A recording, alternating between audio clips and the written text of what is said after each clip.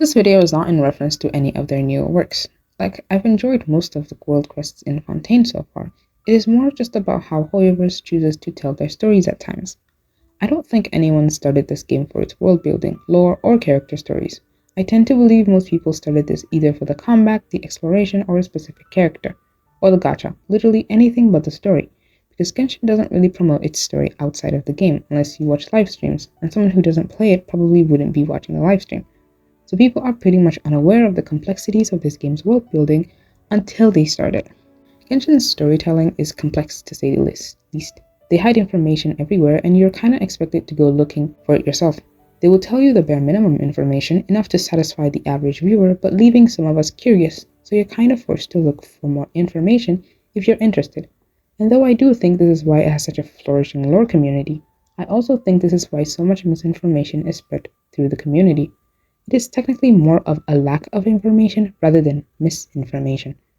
Genshin's story has immense potential and I do hope they explore it to its fullest potential, but there are some issues that need to be addressed first. There are 3 ways, excluding the Archon quest, in which the stories are told. The Hangout quests for 4 stars, the Story quests for 5 stars, and the World quests that are either short side quests or long ones about the history and world building of a specific region. Hangout quests. I have done every single one, and honestly, some of them are actually good, and some are okay, but for the most part, they don't do a good enough job showing the characters in their best element, and having to repeat some parts of the Hangout quests to get all the endings can be quite boring. Now, they have taken steps to make it less tasking to do, but it's still kinda boring, especially if you're not interested in the character it's about. I think if they make them more about the character's past, like how Kaya's one explored his past and his relationship with other characters, it showed us more of his personality and cleared up some misconception people might have had about him, they would have been better received. Kabe's one showed us more about his personality and ideals, what he struggled with and how his way of life affects him. Those 2 were good, and they are more like them, but sadly not all and maybe even most of them aren't that good. Though I am seeing an improvement in their more recent quests, there's still some work that needs to be done. Story quests, aka NPC quests. Now, everyone knows at this point that most story quests are just us helping the character help an NPC, and rarely is it just about them and their story. Typically, their story is mirrored onto the NPC, and we learn about them through the NPC, which makes for sometimes a really boring experience. My personal favorite story quests that I think are actually well done are Xiao's, Zhongli's, Baiju's, Alhaitham's, Tignari's, Nahida's, and some others, but those are the ones that come to mind when I think of well-written ones. Though they also have NPCs in them, it is more about the character and the NPC is just there to keep things moving. We learn about them and how they deal with certain situations and their relationships and pasts, which is what I believe a story quest should be about in the first place. Just like the Hangout quests, they are getting better at them, but there's still some work to be done. I'm hoping they make more second story quests on non-Archon characters like Yoimiya, who was also a really good one by the way, to give them a better story quest. Character like Ayato needs a better story quest. His wasn't all that good, like I don't think it's good at all.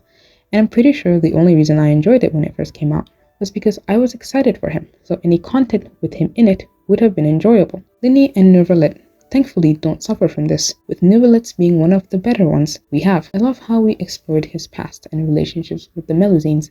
We got a bit of his past, Fontaine's past, and see how far the people have come in welcoming the Melusines. We also get to see a lot of his character and interactions with other characters, which made it fun. Lini's one also shed some light on his backstory, which is always welcomed information. The more recent story quests have been more about the character and less about the NPCs that we're helping. We still have NPCs, obviously. Hoyoverse cannot make a story quest without inputting some level of NPC in there, but the more recent ones tend to be more about the character and the NPC is just there. World quests. Mondstadt and Liyue don't really have the long world quests like Inazuma, Sumeru, and now Fontaine have, unless you count the chasm for Liyue.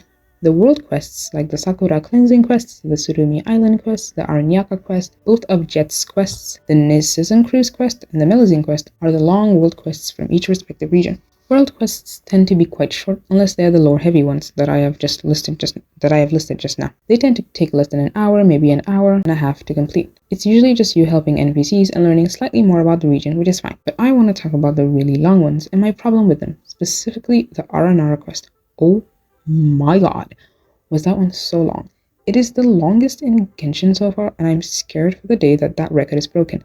Anyways, though the R&R quest was quite informative, it was fun and I had a good time, it was also exhausting, and I had to take many breaks to finish it, which I think is the intended purpose. I don't think Hoyoverse was expecting anyone to finish that in one sitting. It took me about 2 to 3 weeks to finish the quest, and some exploration aspects were locked behind it, which is slightly annoying. If I'm not mistaken, all of it came out in 3.0, which is probably why it felt so heavy.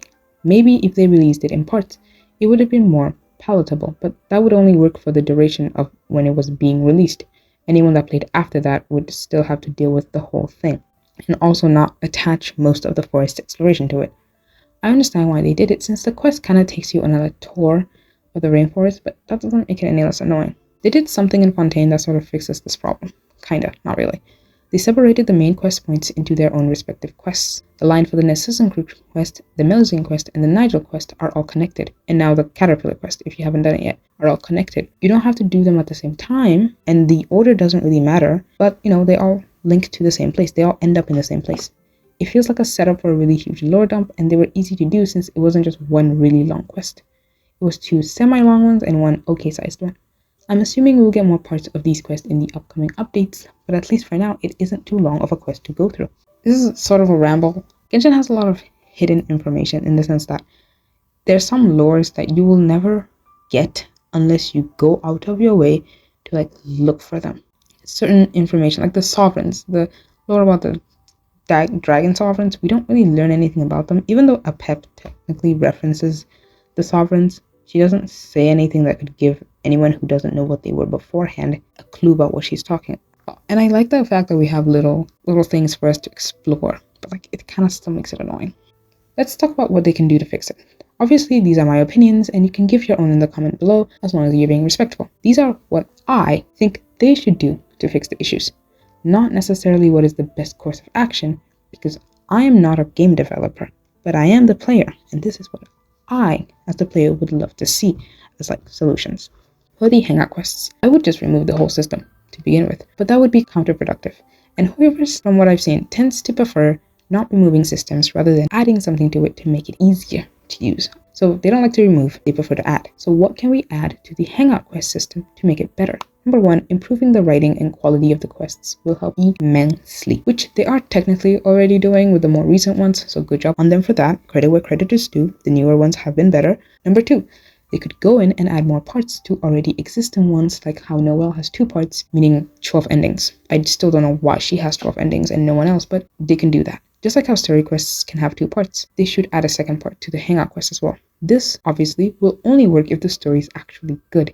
Because if it's not, if they add second parts to all the hangout quests and they're not actually good, or they don't add anything to the character, it just becomes a waste of time and space, and it just becomes work you have to get through. It becomes a chore. Number 3, make it easier to get all the endings. They have done this once. They've improved it a bit, but add more improvements.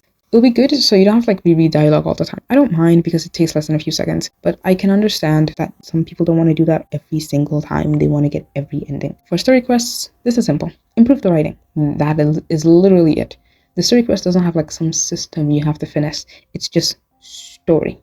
Make it less NPC and more character-centric. I will use Linny's quest as an example. It was very character-centric. The whole quest led up to us learning more about Linny and Lynette's past, and more about their personalities and how they deal with certain things. And this is one of the latest ones. Obviously, Neuvillette and Risley's one are also. Speaking of Risley's one, though I really enjoyed Neuvillette's one, it was well done. Risley's one was alright. It wasn't horrendous. It was good. We learned about his how he is as a leader. We learned a few things about his personality, and we learned a few things about his backstory, which I have a short on if you would like to know.